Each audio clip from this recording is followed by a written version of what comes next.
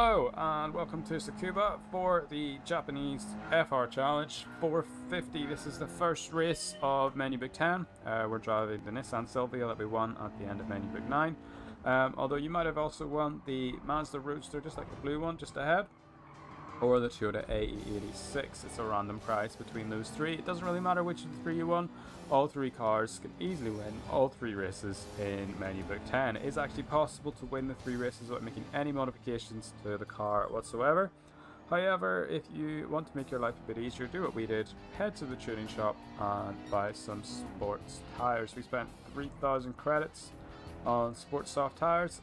Just make your life around this short circuit so much simpler.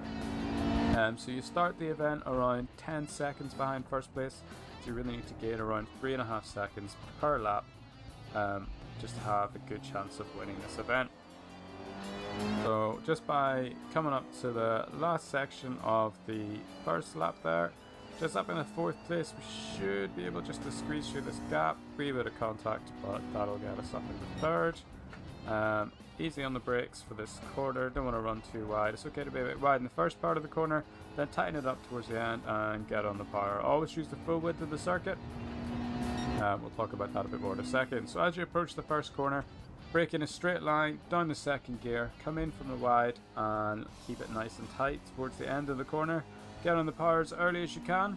Don't worry too much about this little left-right. Just run over both curbs and try to position your car in a straight line for this braking zone. Again, down the 2nd gear, tight as you can, and on the power as early as possible. Again, using the whole circuit here.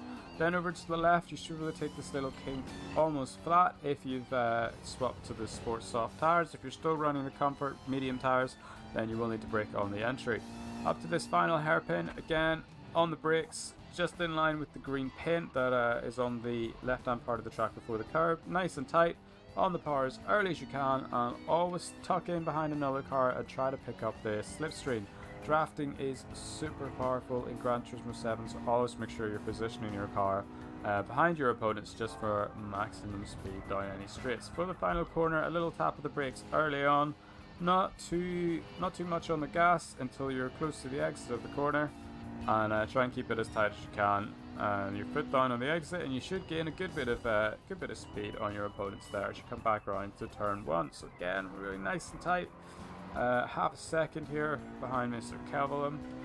We're going to try and overtake in the braking zone of this next chicane. We're going to watch very closely for his lights, and I'm going to actually go around the outside. And then on the inside, it was a little bit messy in the braking zone, but you know what, we made it work, so it's fine. Again, lift in here, and then on the gas again, flat round this slight left, and onto the braking zone for the final hairpin. Down into seconds, tighten it up onto the power, and here we go, down the back straight towards the end of the lap. We're over 3 seconds ahead, so it's a pretty comfortable win. As I said, you can do this without the modifications, but really think it's worth spending that 3,000 credits just for those sports soft tires. Just makes this significantly less of a challenge. There we are, across the line.